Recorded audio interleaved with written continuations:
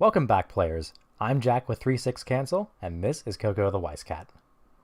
So, players, isn't this a wonderful world we live in? And luckily, it's been blessed with Konosuba's very own Weiss set. And man, were people excited about this. This set flew off the shelves like toilet paper before a blizzard. The only difference is they're still making toilet paper. Unfortunately, even being a recent release at the time of this video, Konosuba is tough to find. After the first week, my local game store was out of stock, and Konosuba was never to be seen on our shelves again. And personally, it took me months to track down the stuff I needed from the set. But it was well worth it, and now I want to share the fruits of my labors by bringing you this deck tech for Konosuba. Now, this set only has 3 colors, since this is one of those expansions that thinks it's better than the color green. And the deck we're looking at here is a yellow-blue variant. Red has a mono-red meme deck that we're not paying attention to, because let's face it, there's just nothing appealing about this. The deck in front of us does have some red in it, but they're splash cards that don't require any red in the clock. In fact, aside from this level 3, all the cards that require color to play are blue. Since blue is the color of goddesses in Konosuba, which I guess makes sense, this meta deck is basically just the mono blue build splashing yellow for waifu of the year. But it's well worth it, as you'll see coming up. As per usual, the format is level 1, 2, and 3 game ratings, followed by rating the deck on its consistency, the skill needed to pilot it correctly, and its raw power. So without further ado, let's jump in. To start things off, we're looking at a pretty varied level 0 here. There's a healthy mix of 3 colors, but the red is only there for 2 cards, and there's no better place to start any Konosuba deck tech. This is Board Game Megumin. She's a 1k free runner. Seems alright, but she's also got the ability to pitch a climax on play to salvage a magic or adventurer character. Man, when you look at the other level 0s in other sets that have that same ability, this is major ups. Board Game Megumin is in almost every Konosuba deck, and with good reason. She's one of the most valued level 0s printed in recent months, so she's an automatic 4 of. I don't need to keep telling you why this card is so good. You know already. The 5th red card and a clutch 1 of is this Pouring Tea Wiz. She's a great self-replacing salvage. You just pay a stocking clock yourself, and you get to salvage a level 1 or lower character from your waiting room. She's an amazing card, but she's a 1 of in this deck because she's not an adventure or goddess character. And a lot of other cards need that trait to work, including our primary finisher. It's a good idea to make sure this card isn't in your main deck during late game, but early game, it's a very useful 1 of. So let's move on to the yellow. We have a 2-2-2 split between some Kazumas and Darknesses. So let's start with the Kazutrash. He has a climax combo that we're not running. The important thing is that Kazuma is a brainstormer that can search out characters, and is yellow. He's not an amazing brainstormer, but he fills multiple roles, so he's a 2 of. And hey, we can't all be Aaron. So moving on to better things, we've got this promo Darkness. She's just a 3k vanilla, unless you have 3 or more cards in your clock. Then she's a 4k level 0 with no downsides. Most level 0s that can hit 4000 power have some sort of downside, like having to mill 2 and then stock them if you hit a climax. With this Darkness, nothing's left to chance, so she has a great body. And speaking of Darknesses that get bigger, this other one is 2k, but on your opponent's turn, she gets plus 4000 power per level of the character facing her. At the beginning of that attack phase, she can also run to where a character is. So imagine this, you're sitting pretty on your Ha-class destroyer, which has 3500 power and plus 1 level. And suddenly this subpar paladin runs in front of you. And there's suddenly a 6k body in front. Kind of annoying, right? Okay, so not super relevant to most of what you'll be facing, but this is a solid level 0 tool that happens to be yellow. Nothing more to say on that. Now that the tertiary colors are out of the way, we can move on to some of the troublesome aquas. The namesake is this Brainstormer, and here's an interesting one. It taps itself for this effect. For each climax revealed, choose a cost 0 in your waiting room and put it onto your stage. That's right, cost 0, not level 0.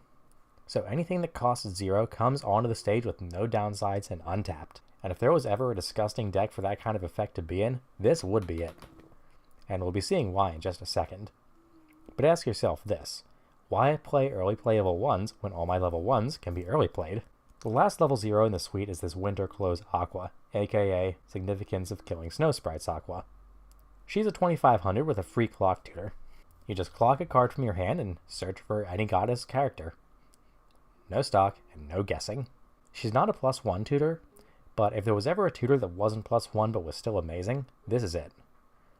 She's integral to the deck because she searches out pretty much your whole list, and with her, you can choose what to put into your clock. And trust me, that's important here. So that's our level 0. The worst cards in it are above average, and the stars are out of this world. Seriously, with the Aqua Brainstormer and Tutor plus the board game Megamine, this level 0 is the circus of value. I give the whole thing an 8 out of 10, only because the 7 out of 10 cards kind of drag it down. Some of these characters deserve a lot more. So we're getting to the meat and potatoes here with a level 1 game. We've got 3 main cards here with 2 backups, so let's get those out of the way first. Shaken Megamine is a 101k backup with a discard 2 anti-chain. Yeah, seems pretty good. No more to say about that. So now we've got some goddesses. Sacred Create Water, Turn Undead, and Gentle Smile.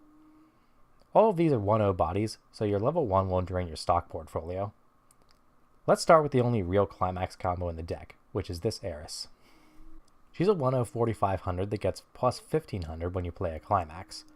She's kind of like Minami Nita in that way. But instead of top checking 4, she does the exact same thing that Troublesome Aqua does. When Revival is put into your climax zone, choose a cost 0 or lower adventure or goddess character from your waiting room and put it onto the stage. So this means you can play a climax with 2 of these in the center stage, and then get 2 more characters in the waiting room to put right into play. It's super easy to set up and all the options are good ones. You can play 1 of these in another Aqua and grab a 3rd attacker from your waiting room, or you can even set up 3 attackers, and if 2 of them are heiresses, you can grab 2 back row characters right from the start. Put simply, it's good. Now let's look at all the options you have for it though. You can bring back this Sacred Create Water Aqua, which is a 105k. When she hits the waiting room, you can top check 3, add a character, then discard a card. She's basically this Kirito with a bit more base power. And that Kirito isn't too shabby, so she's not a bad choice. But the other Aqua, she's a little more than not bad. You can bring her to the stage with Troublesome Aqua or Gentle Smile Heiress. And she's a 7k body with 1 downside. You can't front attack if the card facing Sacred Turn Undead Aqua is a higher level than her. You could call her other ability a downside if you're nitpicking, but I can't bring myself to do that.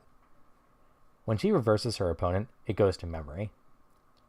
So she shuts down any waiting room abilities or encore. What more do you want? A free 7k body that gets rid of its opponents for good.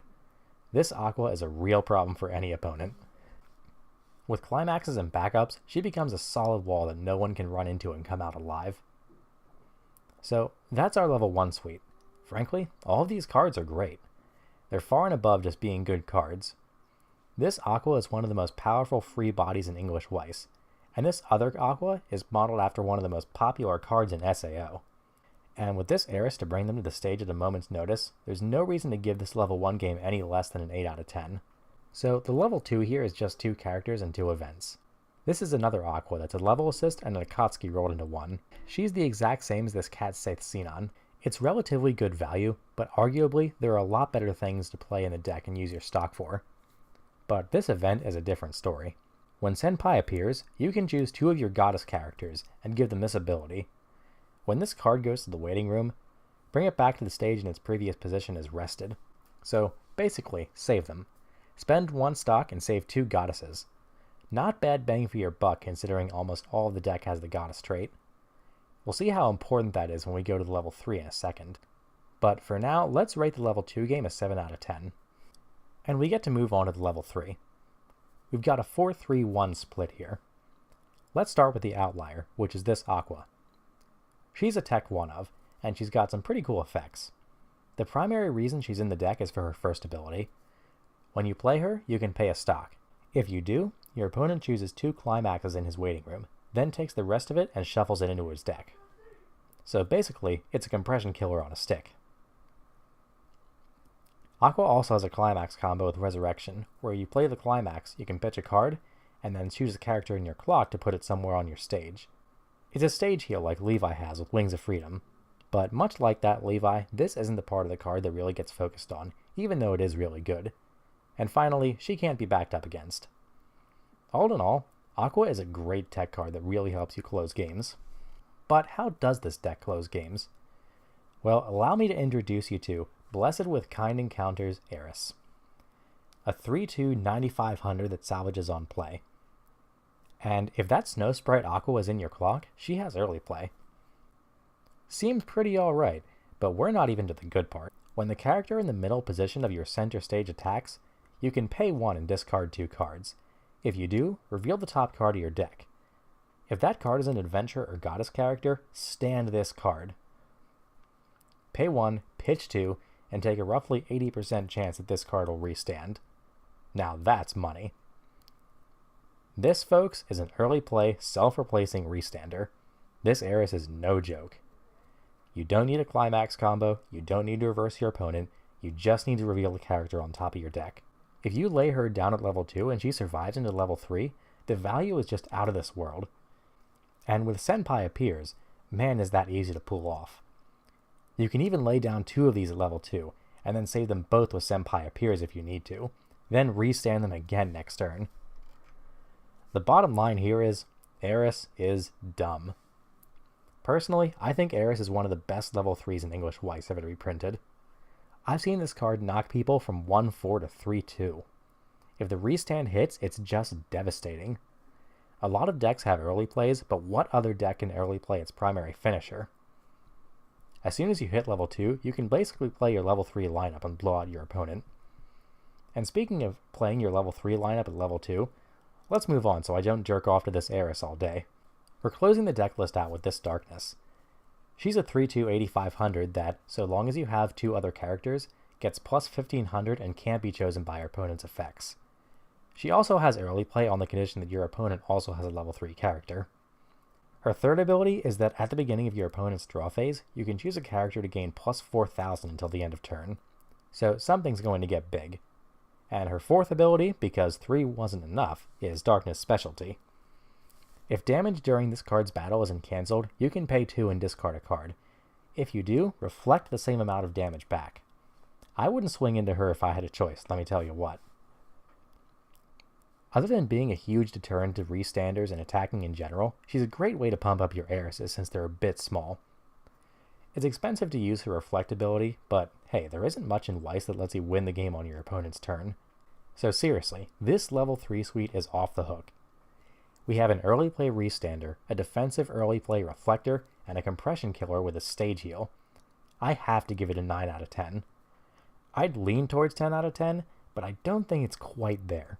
There is one English Weiss level 3 suite that I would give a 10 out of 10 to, but we'll come to that later.